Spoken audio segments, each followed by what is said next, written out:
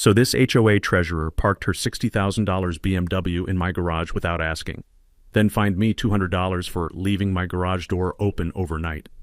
I dragged myself home after a 12-hour electrical shift, work boots crunching on gravel, and there's her pearl white luxury SUV dead center where my tools belong. Smell of her fancy leather mixing with motor oil, car alarm shrieking, and when I ask her to move, she waves fake emergency parking rules and tells me to learn community cooperation. 6 weeks later, I owned her house, and she was sobbing into my voicemail, begging me not to foreclose, while the whole neighborhood watched. But before I reveal exactly how her illegal power grab destroyed her financially, tell me, have you been steamrolled by some petty authority figure just because they could? Drop your location below. I want to see how many of us are done being pushed around. My name's Jake Morrison, and 2 years ago, I thought buying my first house in Willowbrook Estates was hitting the jackpot. I'm a 34-year-old electrician, single dad to 8-year-old Emma, who stays with me every other weekend. 6 years of saving every overtime penny, eating ramen like fine dining, all for a modest 3-bedroom with the real prize, a 2-car garage I could turn into my workshop. That garage was my sanctuary. The smell of sawdust mixing with copper wire, my grandfather's weathered workbench with tools that actually built America, and space to create Emma's treehouse without some neighbor measuring my property lines. Recently inherited a small sum from Grandpa too, finally had money for real home improvements, instead of just dreaming about them. The garage door opener had this satisfying mechanical rumble when it closed each evening, sealing off my world from the suburban theater outside. Willowbrook looked perfect. Middle-class homes built 2015 to 2018, young families, retirees, $180 monthly HOA for basic upkeep. Simple rules, I figured. Keep your lawn neat, don't paint your house neon, work hard, and mind your own business. Then I met Brenda Whitfield and learned that simple was never part of her vocabulary. Brenda's 52, drives that $60K BMW like it's a weapon, lives in the corner McMansion with the circular driveway that screams, "Bow before my superiority." She's HOA treasurer, which apparently translates to supreme dictator of suburban perfection. Her husband Brad works city planning, a fact she weaponizes in every conversation like verbal ammunition. Picture this: always perfectly coiffed, designer everything, with a smile that could make Arctic ice feel warm by comparison. The kind of woman who measures your grass height while pretending to exercise her designer purse dog. My first Brenda encounter happened 6 months after moving in. I was installing safety lighting for elderly Mrs. Chen, helping her feel secure after neighborhood break-ins, when suddenly there's this shadow looming over my work. Sharp click of expensive heels on concrete. Overwhelming cloud of perfume that probably cost more than my truck payment. "Excuse me," clipboard clutched like divine scripture, "but I don't see permits posted for this electrical work." I explained outdoor lighting doesn't need permits, showed my state license, offered to review safety codes. Her response? "I'll need to verify that with my husband. We simply cannot have questionable contractors compromising our property values." The way she said questionable contractors, like my 12 years of licensed experience and calloused hands meant nothing because I drove a work truck instead of leasing German luxury. That bitter metallic taste of being dismissed, that was my official welcome to Brenda's neighborhood. Over 18 months, she transformed suburban watchdogging into performance art. Dawn patrol with her violation notebook, documenting infractions like children's bikes on driveways or trash cans retrieved 11 minutes late. Woman made HOA enforcement her personal crusade against anyone who actually worked for a living, but her special treatment was reserved for residents who didn't match her community vision. Mrs. Chen got cited for aesthetically inappropriate decorations, her late veteran husband's memorial wind chimes. Tom Rodriguez faced fines for parking his work truck in his own driveway because commercial vehicles degrade residential character.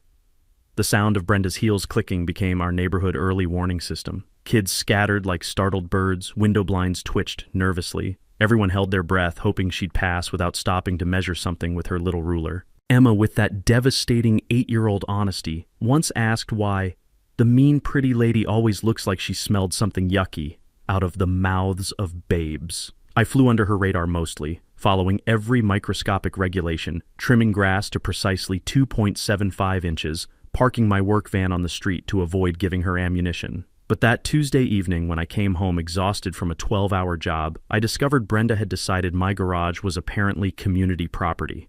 That Tuesday evening, I pulled into my driveway at 7:30 p.m. after installing emergency backup power for a medical clinic, one of those jobs where lives literally depend on your work being perfect. My steel-toed boots felt like concrete blocks, my tool belt had left permanent grooves in my shoulders, and all I wanted was to grab a beer and check on the treehouse project I'd been building for Emma. Instead, I found Brenda Whitfield's pearl-white BMW X5 parked dead center in my garage like she owned the place, not partially blocking. Not squeezed to one side, dead center with maybe 6 inches clearance on each side, positioned so perfectly that opening her doors would scratch my workbench. The smell of her car's leather interior mixed with my motor oil and sawdust, creating this weird clash of luxury and honest work that made my stomach turn. I stood there for a full 30 seconds, garage door remote in my hand, wondering if I was having some kind of exhaustion-induced hallucination. The car alarm chirped once, that smug little electronic sound that said, "I belong here and you don't." Antagonist action. I walked around to my front door where I found Brenda herself sitting in one of my patio chairs like she was hosting a neighborhood committee meeting. She was perfectly dressed, despite the humid August evening, scrolling through her phone with the casual indifference of someone who'd never questioned her right to occupy any space she chose. "Excuse me," I said, keeping my voice level, "but there's a car in my garage." She looked up with that practiced smile. "Oh, Jake, my driveway is being sealed tomorrow morning, emergency situation, and the HOA emergency parking clause allows temporary use of available spaces during community maintenance." I pulled out my phone and scrolled through the HOA documents while she watched with amusement, like I was a child trying to read a grown-up book. "Ma'am, I don't see any emergency parking clause in here." "Well," she stood up, smoothing her skirt, "I'm currently reviewing the bylaws for necessary updates. Consider this a pilot program for community cooperation during infrastructure improvements." Protagonist counterpunch. Here's where most people would have lost their temper and done something stupid. But 12 years of electrical work teaches you patience. One wrong move and you're dead. So instead of exploding, I did something that clearly wasn't in Brenda's playbook. I pulled out my phone and started recording. "So to be clear," I said calmly, "you're admitting that this emergency parking clause doesn't actually exist yet and you're using my private garage as a test case without my permission?" Her face went from smug to panicked in about 2 seconds. "You can't record me without consent." "Actually, I can. We're on my property, and this is a one-party consent state." Knowledge nugget. In most states, you can legally record conversations on your own property without the other party's permission. Essential for documenting harassment. Takeaway.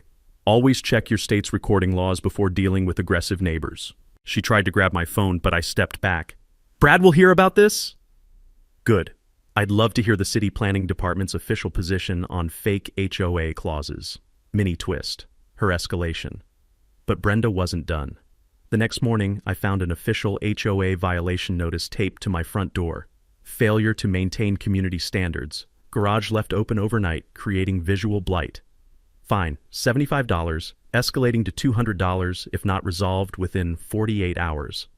There was a handwritten note attached. "Maybe next time you'll be more cooperative." B, I called my buddy Derek, college roommate turned real estate attorney, while staring at the notice. "Jake," Derek laughed after I read it to him, "she just handed you a gift. She's literally fining you for the violation she caused. That's evidence of harassment and abuse of HOA authority. So what's my next move?" Research time. HOA formation documents are public record at the county office. Find out what authority they actually have versus what they claim to have. During my lunch break, I drove to the county courthouse, the taste of institutional coffee mixed with the musty smell of old filing cabinets as I dug through incorporation papers. What I found made me smile for the first time since this started. Her second move.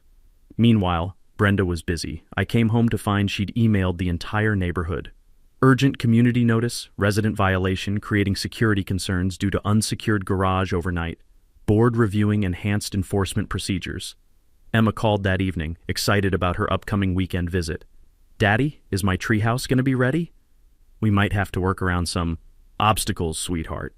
"Is the mean lady being mean again?" "Yeah, baby. But Daddy's learning how to be mean back, the right way." What Emma didn't know was that my county research had revealed something Brenda definitely didn't want the neighborhood finding out about. Friday morning hit me with a new level of audacity, one that even I hadn't expected from Brenda. Not only was her BMW still sitting in my garage like some luxury parasite, But she'd brought a friend, a sleek black Mercedes sedan, now sitting beside it, taking up every inch of space where my tools used to be. I found my electrical supply cabinet, the one with $3,000 worth of equipment, pushed against the back wall with a brand new padlock, where my lock used to be. My tools were scattered across my workbench like someone had been rummaging through a junk drawer, and there was a sticky note on my grandfather's old vise, quote, "Temporary relocation for client staging, community cooperation appreciated, -BW, end quote." The metallic taste of pure rage filled my mouth, mixed with the sharp smell of expensive car leather and whatever fancy perfume she'd sprayed around my workspace, like she was marking her territory.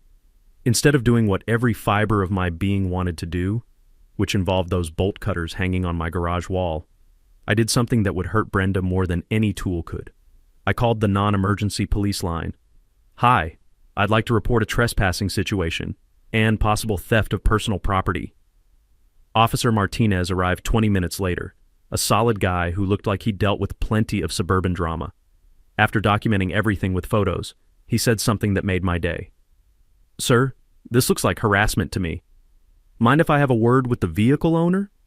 Watching Brenda try to explain to a cop why she had the right to lock up someone else's tools in their own garage was like watching a masterclass in how not to talk to police. Her voice got higher with each excuse.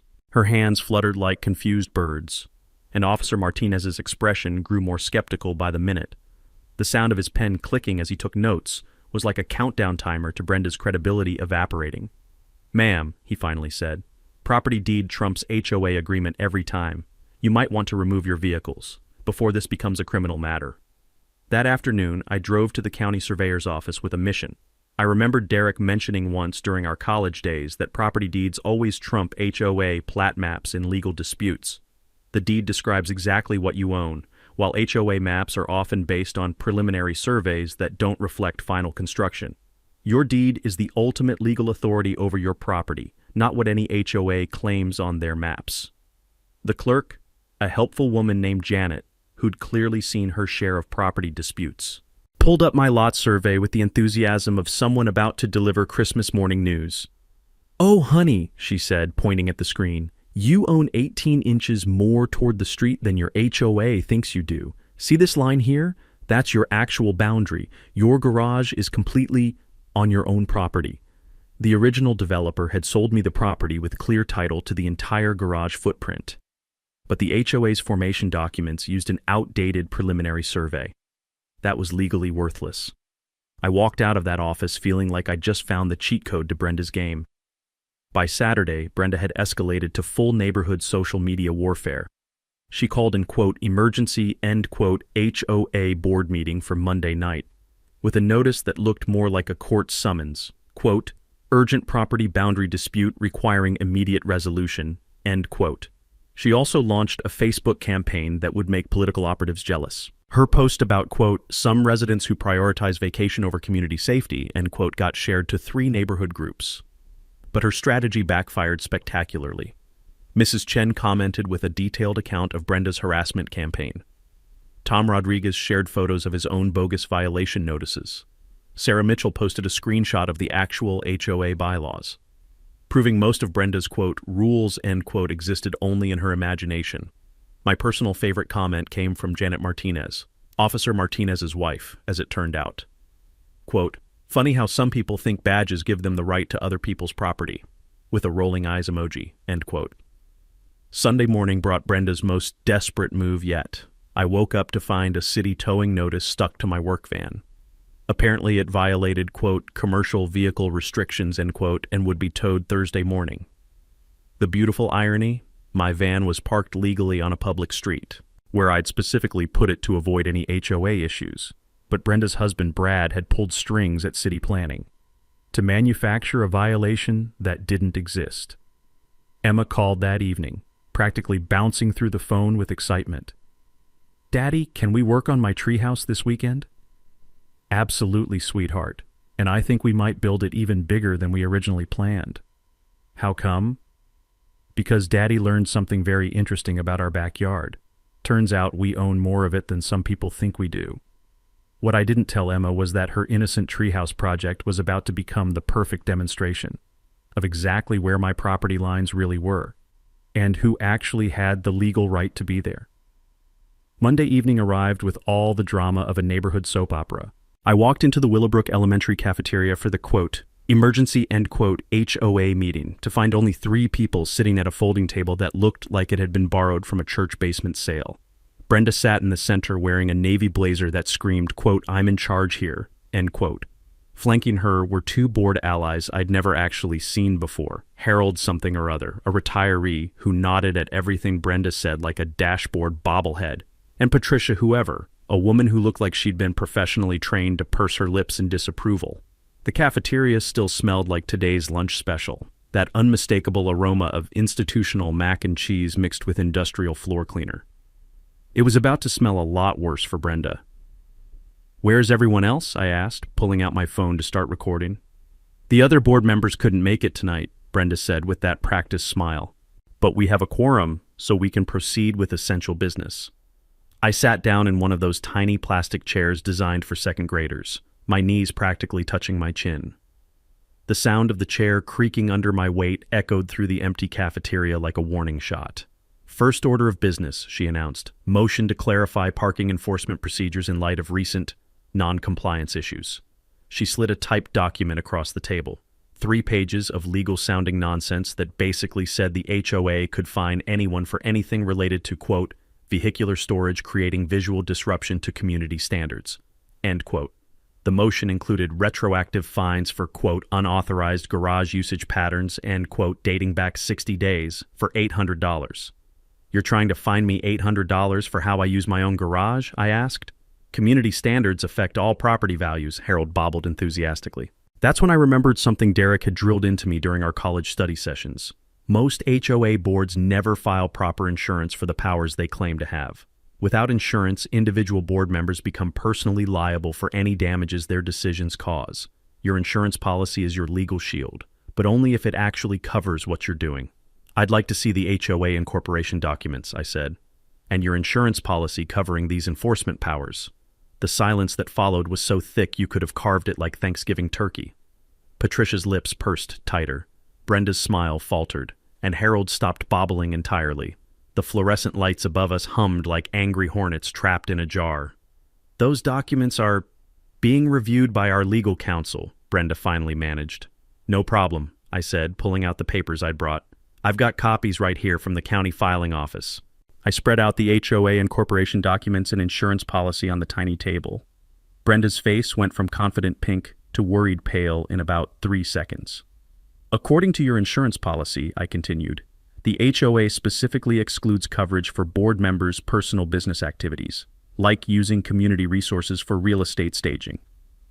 Furthermore, I said, opening another folder, I've documented $23,000 in financial discrepancies over the past 18 months. The pattern was beautiful in its criminal simplicity. Storm cleanup billed to the HOA but performed by city crews for free. Landscape consultations charged to community funds but done through Brenda's private company.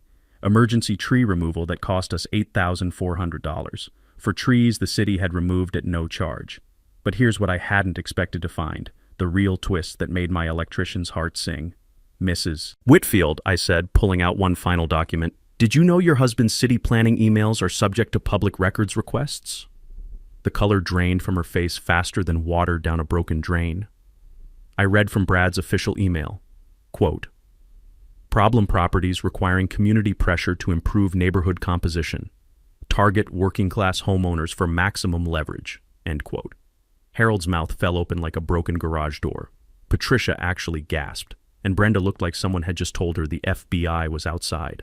That's taken out of context, she whispered. There's more, I said.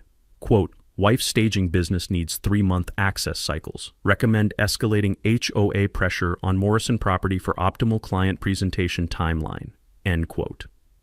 The taste of victory was better than my grandfather's homemade apple pie, sweet with just a hint of justice. This meeting is over, Brenda said, standing so fast her chair fell backward with a metallic crash that echoed through the empty cafeteria. But as I walked to my car, I had no idea that Brenda's desperation was about to reach levels that would make tonight's revelations look like a friendly neighborhood chat.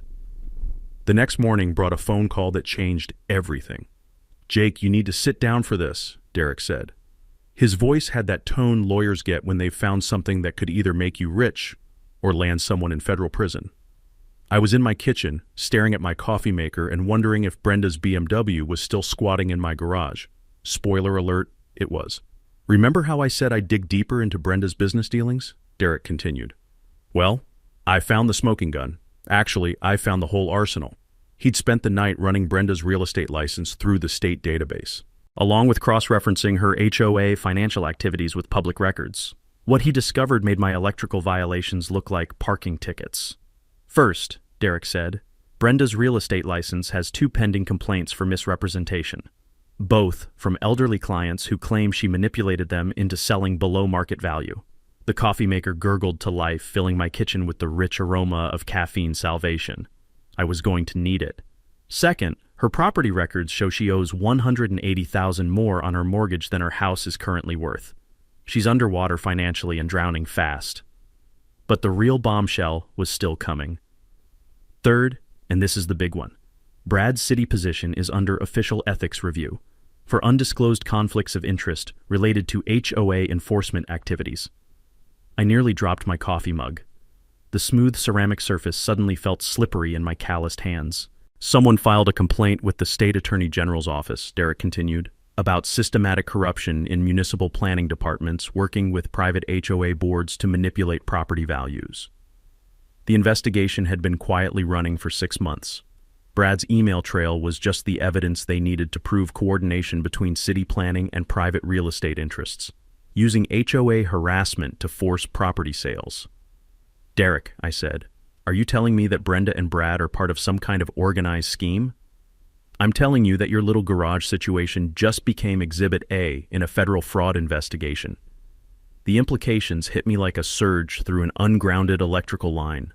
Brenda wasn't just a power-hungry neighbor with control issues. She was running a sophisticated property manipulation scheme, using her HOA position to identify target homeowners, creating artificial violation pressure to force quick sales below market value, then flipping those properties through her real estate business for massive profits. "How many other homeowners?" I asked. "At least 12 in your neighborhood alone, probably dozens across the county." Derek explained how the scheme worked. Brad would identify properties in his city planning role that were ripe for development or resale. Brenda would manufacture HOA violations to pressure those specific homeowners into selling. Their combined inside knowledge of zoning changes and development plans made them incredibly effective at targeting the right properties at the right time. Mrs. Chen's memorial wind chimes weren't just annoying to Brenda's aesthetic sense.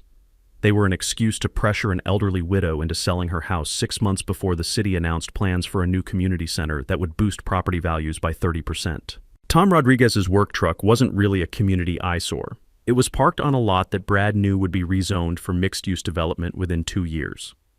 My garage wasn't just convenient parking for Brenda's staging business. My property sat on a corner lot that would become extremely valuable when the new shopping center got approved next spring. "The beautiful part," Derek said with the satisfaction of a prosecutor who just cracked a major case, "is that they documented everything. Brad's emails, Brenda's violation records, even invoices showing her staging company billing clients for access to properties she obtained through HOA pressure." So, what happens now? Now you have more power in this situation than Brenda could have ever imagined. She's not just facing HOA accountability anymore. She's looking at federal fraud charges, conspiracy, and civil rights violations. I hung up the phone and walked out to my garage, where Brenda's BMW still sat like a $40,000 confession letter. But now I understood something that changed my entire strategy. This wasn't about parking. This wasn't about property rights. This was about taking down a criminal enterprise that had been systematically stealing from working families across our entire county. Time to call in some bigger allies. Derek's revelation changed everything. This wasn't neighborhood drama anymore. This was organized crime disguised as suburban governance. And that meant I needed to think bigger than just getting my garage back. I spent Wednesday afternoon assembling what Derek called, quote, "team justice," end quote. Though honestly, it felt more like recruiting for the world's most suburban version of Ocean's 11. First up was Mrs. Chen. I found her in her garden, tending to the memorial flowers she'd planted around her late husband's wind chimes, the ones Brenda had tried to ban as, quote, "aesthetically inappropriate," end quote. Mrs. Chen, I said, how would you feel about helping me expose exactly what Brenda's been doing to this neighborhood? Her weathered hands paused over a rosebush that had been blooming for 40 years.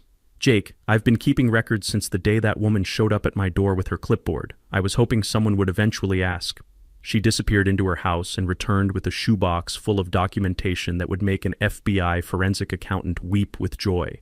Every violation notice, every threatening phone call, every time Brenda had photographed her property without permission, all dated, time-stamped, and cross-referenced with neighborhood events. Military training, she explained with a smile that could have powered the neighborhood. My late husband taught me that documentation beats confrontation every time. Next was Tom Rodriguez. I found him in his driveway, working on the engine of that work truck Brenda had tried to get towed. The smell of motor oil and determination filled the evening air. Tom, I need someone with your kind of practical expertise. He looked up from under the hood, wiping his hands on a rag that had seen more honest work than Brenda's BMW. You mean someone who knows how to install security equipment without leaving fingerprints? I mean someone who understands how to document things properly. Tom's grin could have lit up the whole street. Brother, I've been waiting for this conversation since the day she tried to fine me for parking my own truck in my own driveway. Over the next hour, Tom explained his background in military intelligence, how he'd been quietly mapping Brenda's patrol patterns, recording her violation schedule, even documenting which houses she photographed and when.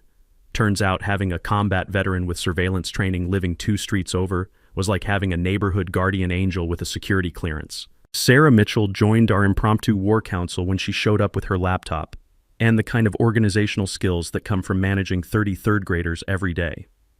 I've been running the neighborhood Facebook group like an intelligence operation, she said, pulling up spreadsheets that would impress a data analyst. Every complaint about Brenda, every suspicious HOA activity, every time someone got a bogus violation notice, all cross-referenced and categorized. Derek arrived Thursday evening with a legal strategy that was beautiful in its simplicity. We were going to let Brenda continue digging her own hole, while building an airtight case that would protect every homeowner in the county from similar schemes.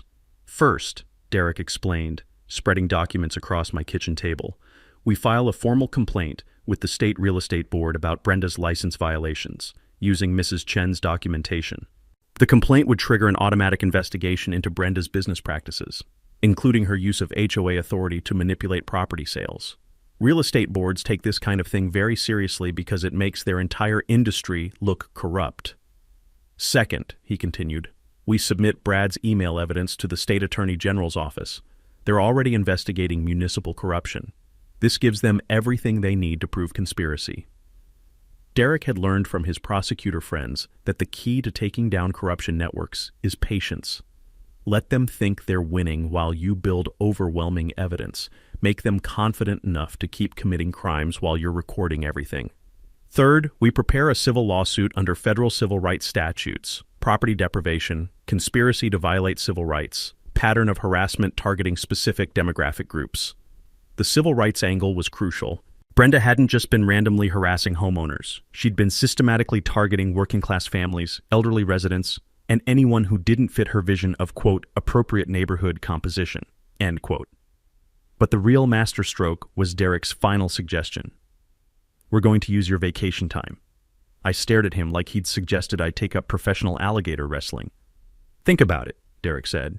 Narcissistic personalities like Brenda need constant control. They can't handle situations they can't manipulate. What happens if you just disappear for a couple weeks? The plan was elegantly simple.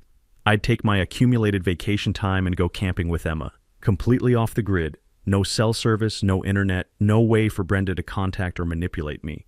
Meanwhile, Tom would house sit and document every single thing Brenda did. Mrs. Chen would coordinate with other neighbors to record any escalating behavior. Sarah would monitor social media and keep the neighborhood informed. Without you there to react to, Derek explained, she'll have to show her true colors to everyone else. Narcissists can't help themselves when they think they're winning. The taste of anticipation was like the first bite of perfectly grilled barbecue. This was going to be satisfying in ways Brenda couldn't even imagine. Emma's weekend visit was coming up, and for the first time since this whole mess started, I was genuinely excited to tell her we were going camping. For 2 weeks of the most strategic relaxation of my life. Day 3 of our Yellowstone camping trip, and I was teaching Emma how to identify animal tracks by the creek when my satellite emergency communicator buzzed with a message from Tom. Quote, "She's lost her mind. Call when you can get signal." End quote. Emma was building a dam out of smooth river rocks, completely absorbed in her engineering project. The smell of pine needles and mountain air should have been relaxing. Instead, I found myself hiking to higher ground to get cell coverage, wondering what fresh hell Brenda had unleashed on the neighborhood. Tom answered on the first ring. "Jake, brother, this woman is unhinged. Day 1, she tried to get into your garage at 6 a.m. with a crowbar. I sat down on a boulder that had probably been there since the last ice age, watching eagles circle overhead while Tom described Brenda's escalating desperation. Day 2, she called a locksmith, claimed it was an HOA emergency inspection for electrical hazards. Locksmith took one look at her story and left. But here's the good part. I got it all on video. Tom had positioned cameras to cover every angle of my property, motion activated, infrared capable, uploading to cloud storage that Brenda couldn't tamper with. Military-grade surveillance disguised as standard home security. Day 3, that's today. She brought City Electrical Inspector Frank Morrison, no relation to you, by the way, told him you had dangerous wiring that needed immediate inspection. The beautiful thing about working in the electrical trade for 12 years is that you know every inspector in the county. Frank Morrison was a straight shooter who didn't appreciate being lied to about emergency situations. Frank took one look at her story and asked for the complaint filing number, Tom continued. When she couldn't provide one, he asked who reported the electrical hazard. When she said she did, he asked for her electrical license number. I could picture Brenda's face when she realized she'd just claimed expertise she didn't have to a man who'd been inspecting electrical work since before she got her real estate license.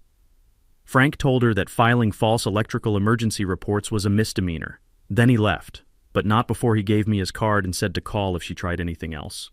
The mountain air was crisp and clean, carrying the sound of Emma's laughter as she tested her rock dam against the creek current. Meanwhile, 200 miles away, Brenda was apparently having a complete meltdown. But Jake, that's not even the worst part. Tom's voice dropped to that tone military guys use when they're about to describe something truly spectacular.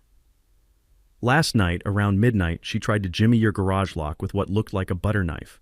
I confronted her, and she claimed she heard, quote, strange noises and was investigating community safety concerns, end quote. Please tell me you recorded that. Brother, I got her on camera attempting breaking and entering while explaining to a Marine veteran how community safety works. It's like watching someone fail a sobriety test while insisting they're the designated driver. Tom had filed a police report for attempted burglary. Officer Martinez took one look at the security footage and recommended that Brenda speak with a lawyer immediately. But her response to getting caught red-handed was even more revealing. She posted on the neighborhood Facebook group at 2 a.m., Tom said. Quote, "Some residents think vacation planning is more important than community safety. Dangerous electrical situations require immediate attention regardless of individual convenience." End quote. Sarah Mitchell had screenshot everything before Brenda could delete it. The 2 a.m. timestamp made it clear that she'd posted immediately after getting caught trying to break into my garage. The neighbors are turning against her, Tom continued. Mrs. Patterson from Oak Street commented that maybe people who break into garages at midnight aren't the best judges of community safety. Got 47 likes in 6 hours.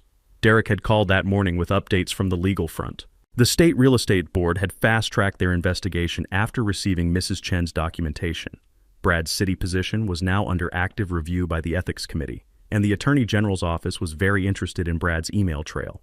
One more thing, Tom said. She tried to bribe me yesterday. That got my full attention. Eagles could circle all they wanted. This was better than nature documentary. $500 cash, just to let her into your garage for, quote, 1 hour to retrieve important staging materials, end quote. I told her those staging materials looked suspiciously like your electrical tools. Tom had recorded the entire conversation on his phone, including Brenda's exact words about making my city permit applications, quote, much easier if we cooperate, end quote. Emma called from the creek, excited about a fish she'd spotted in her rock pool. Her voice echoed off the mountain walls like a reminder of what really mattered. Clean air, clear water, and time with people you love. While 200 miles away, a corrupt HOA treasurer was systematically destroying her own life, trying to steal a garage that was never hers to begin with. Tom, I said, keep recording everything. I have a feeling she's just getting started. Day 9 of our camping trip, and Emma had just caught her first fish when my satellite communicator buzzed again. This time it was Sarah's number with an urgent message. Quote, "Emergency. Brenda hired someone to break in. Police involved. Call ASAP." End quote. I helped Emma release her rainbow trout back into the crystal-clear mountain stream, watching it dart away toward deeper water. The irony wasn't lost on me that we were practicing catch and release while Brenda was apparently escalating to actual crime. Sarah answered before the first ring finished. "Jake, she's completely lost it. Yesterday she approached Tom with a briefcase full of cash. Today she hired what can only be described as the world's worst burglar."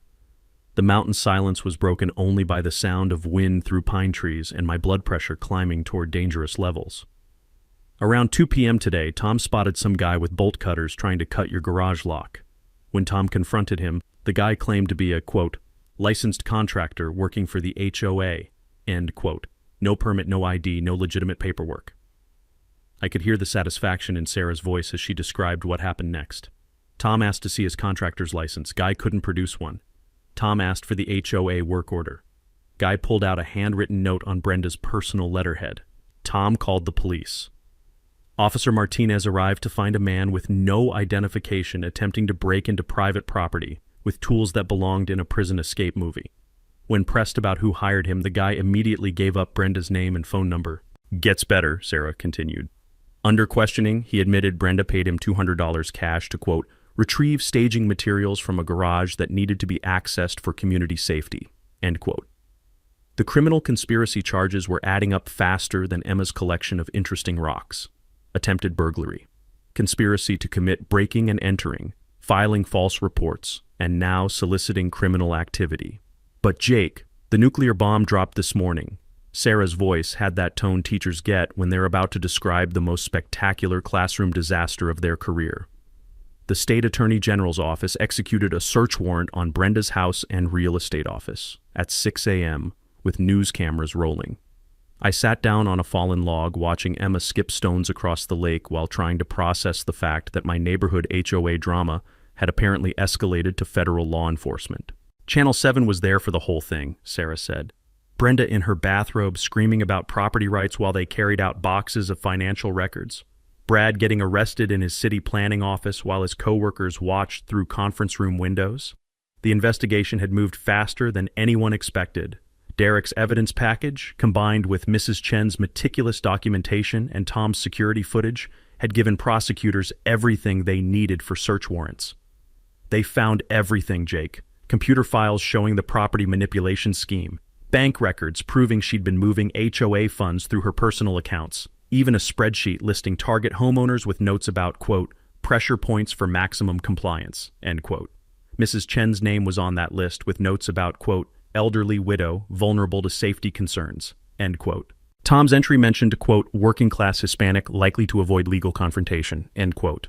My file was the most detailed. Quote, single father, electrician, corner lot, high development potential, financial pressure through daughter's needs, end quote. The casual racism and classism documented in Brenda's own handwriting was going to make the civil rights case slam dunk simple. There's more, Sarah said. They arrested 4 other HOA board members across the county. This wasn't just Willowbrook. This was organized crime using suburban homeowner associations as cover. The scope was staggering. Dozens of neighborhoods, hundreds of manipulated property sales, millions of dollars in fraudulent transactions spanning 5 years. Derek called this morning, Sarah continued. The Attorney General's office wants to interview you when you get back, as a witness, not a suspect. You're officially the victim who exposed a federal conspiracy. Emma ran up with a perfect skipping stone, smooth and flat like a tiny pancake. Daddy, look what I found. Want to see how far it goes? Absolutely, sweetheart. While she demonstrated her improved stone skipping technique, Sarah delivered the final update. Oh, and Jake? Brenda called you 17 times yesterday. The voicemails. There's something special. 17 times? Started demanding, moved to pleading, ended with full sobbing breakdown. She's begging you not to press charges, offering to drop all HOA claims, even promising to buy your house for above market value if you'll just, quote, make this all go away, end quote. The mountain lake was mirror smooth, reflecting Emma's delighted face as her stone skipped 7 times before sinking. Pure joy in a place where the air was clean and people couldn't lie to you about fake parking regulations. Sarah, I said, save those voicemails. I have a feeling they're going to be very useful when we get home. Because in 3 days, Emma and I would be heading back to Willowbrook, where a federal investigation was waiting for us, and where Brenda's empire had finally collapsed under the weight of its own corruption. Day 14. Homecoming Day. Emma and I drove back into Willowbrook Estates to find our quiet suburban street transformed into something that looked like a cross between a news event and a block party. 3 news vans lined the curb, neighbors stood in clusters, talking and pointing, and there, in the middle of it all, was my house, with police tape still fluttering around Brenda's abandoned BMW. "Daddy, why are there so many people?" Emma asked, pressing her face to the car window. "Because sometimes when you stand up to bullies, other people pay attention." Tom met us in my driveway with a grin that could have powered the neighborhood and a folder thick enough to use as a weapon. "Welcome home, brother. Hope you're ready for your close-up." He handed me the folder while Emma ran to inspect her treehouse in progress. The documentation inside was beautiful. 17 attempts at breaking into my garage, 3 police reports, 1 arrest, and enough security footage to make a Netflix documentary. "Channel 7 wants to interview you in an hour," Tom said. Something about, quote, "the homeowner who exposed HOA corruption through strategic vacation planning," end quote. The interview setup was in Mrs. Chen's front yard, with my garage visible in the background. Producer wanted the visual of Brenda's BMW still sitting there like a $40,000 confession letter. 2 weeks of abandonment had not been kind to German luxury engineering. Detective Sarah Rodriguez, no relation to our neighbor Tom, arrived first to walk me through the criminal case timeline. Professional, thorough, and clearly enjoying the fact that a civilian had handed her a federal conspiracy case with a bow on top. "Mr. Morrison, your strategic documentation and the evidence gathered by your neighbors has resulted in charges against 14 individuals across 6 counties. This is the largest HOA fraud case in state history." She explained how the investigation had expanded beyond Brenda and Brad. The property manipulation scheme involved city planners, real estate agents, mortgage brokers, and HOA board members working together to systematically defraud homeowners. "Your garage situation was small potatoes compared to what we found, but it was the thread that unraveled everything." At 5 p.m., neighbors started gathering for what Sarah Mitchell had organized as a, quote, "community accountability meeting," end quote. The Willowbrook Elementary cafeteria was packed with 47 families, local media, and enough righteous anger to power a small city. Derek arrived with updates that sounded like something from a legal thriller. Brenda's real estate license had been permanently revoked. Brad had been terminated from city planning and banned from municipal employment. Their house was in foreclosure, and both were facing federal fraud charges with potential 20-year sentences. "But here's the beautiful part," Derek said, speaking to the crowd. "The civil settlement includes funding for a community legal defense fund. Any homeowner who faces HOA harassment can get free legal consultation." The applause was thunderous. Mrs. Chen stood up with tears in her eyes, holding a framed photo of her late husband. "My Henry served 3 tours defending democracy. He would have loved seeing it work right here in our neighborhood." Tom Rodriguez took the microphone next, his military bearing commanding instant respect. "What Jake did wasn't just stand up for himself. He stood up for all of us. Every working family who's been told we don't belong in our own neighborhoods." But the real mic drop moment came when they played Brenda's voicemails on the community speakers. 17 messages spanning 2 weeks, starting with demands, quote, "You need to return immediately and resolve this garage situation," end quote, escalating to threats, quote, "My husband's position gives us options you haven't considered," end quote, moving to bargaining, quote, "I'll drop all HOA violations if you just let me explain," end quote, and ending with complete breakdown, quote, "Please, Jake, I'm begging you. I'll pay above market value for your house. Just don't let them take everything," end quote. The gasps from the audience when they heard her admission of attempted bribery were audible, but the moment that brought the house down was her final message, recorded at 3 a.m. on day 12. Quote, "I never meant for it to go this far. I just wanted to control something. Everything's falling apart. And I thought if I could just make the neighborhood perfect, maybe Brad would stop drinking and we could save our marriage and I could stop feeling like such a failure," end quote. The raw desperation in her voice was almost tragic. Almost. Officer Martinez stood up from the back of the room. "Ladies and gentlemen, justice isn't always pretty, but it's necessary." Channel 7's reporter asked me for a final comment. With 47 neighbors watching, cameras rolling, and my daughter building block towers in the back of the room, I said the only thing that mattered. All I wanted was to use my own garage. Turns out that sometimes defending small things leads to protecting big things, like the right to exist in your own neighborhood without someone else's permission. The standing ovation lasted 3 minutes. Emma clapped so hard her little hands turned red. And somewhere across town, Brenda Whitfield was learning that karma doesn't take vacation days. 6 months later, and Emma's treehouse was finally finished. We built it exactly 18 inches past where Brenda had claimed my property line ended. Because when you own the land, you might as well use every inch of it. Emma was hanging upside down from her new rope ladder, her hair swinging like a pendulum while she explained the treehouse rules to her friend Madison from down the street. First rule, she announced with the authority of an 8-year-old architect. No mean people allowed. Second rule, everyone has to share snacks. Third rule, if you're mean to someone's daddy, you can't come up here ever. Smart kid. She'd learned more about property rights and community justice from this whole experience than most adults understand. The civil lawsuit settlement had been finalized last week. $12,000 plus legal fees paid out of the insurance policy that covered HOA board misconduct. Derek had been right about individual liability. Board members who operate outside their authority become personally responsible for damages. But I didn't keep the money. Instead, I used it to establish the Willowbrook Property Rights Defense Fund. $12,000 in seed money, plus Derek volunteering pro bono hours, plus Mrs. Chen serving as community ombudsman for elderly residents. Any homeowner facing HOA harassment could get free legal consultation and representation. The fund helped 3 families in the first month alone. Turned out Brenda's methods had been copied by power-hungry board members in other neighborhoods. But now word was spreading. Mess with working families. And there are people who know how to fight back. Mrs. Chen had become something of a neighborhood celebrity.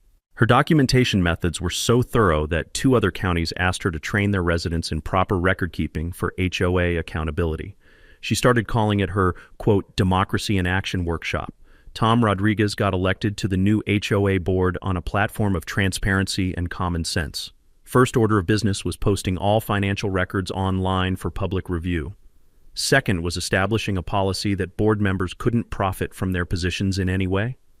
Property values in Willowbrook had actually increased 8% since the corruption was exposed. Turns out people pay premium prices for neighborhoods where you don't have to worry about arbitrary harassment from petty dictators. Sarah Mitchell started a YouTube channel called, quote, HOA Accountability Network, end quote, teaching homeowners how to research their rights, document violations, and build coalitions for community protection. Her subscriber count hit 50,000 last month. Derek's law practice got so many HOA corruption cases that he hired 2 associates and started specializing in homeowner protection law. He jokes that my garage situation was the best marketing campaign he never paid for. Emma's relationship with me had grown stronger through the whole experience. She'd learned that sometimes adults need to stand up to bullies too, and that doing the right thing isn't always easy, but it's always worth it. Daddy, she said one evening while we were grilling burgers in the backyard, are you proud of what we did? I'm proud of what you did, sweetheart. You were patient while Daddy learned how to be brave. Can we go camping again this summer? Absolutely, but this time, just for fun. The annual, quote, Garage Door Day barbecue had become a neighborhood tradition. Every August we celebrate the day ordinary people proved that corrupt authority doesn't get the last word. Kids draw chalk art about brave neighbors. Adults share property improvement projects without fear. And everyone remembers that democracy works best when citizens pay attention. Brenda and Brad both pled guilty to federal fraud charges. She got 18 months in minimum security prison. He got 2 years and permanent ban from government employment. Their house sold at auction for 60% of its previous value. Karma, as it turns out, is very expensive. But here's the thing I want you to remember. This story started with one woman parking in one man's garage without permission. It ended with federal investigations, criminal convictions, and protection for hundreds of families across multiple counties. Sometimes the biggest changes start with defending the smallest spaces. So here's my challenge for you. Share your own HOA nightmare story in the comments. You never know who might need to hear that they're not alone in fighting back against petty tyrants who think badges give them the right to run other people's lives. And subscribe and ring that bell, because next week I'm telling you about the time a city inspector tried to condemn someone's house for having too many books.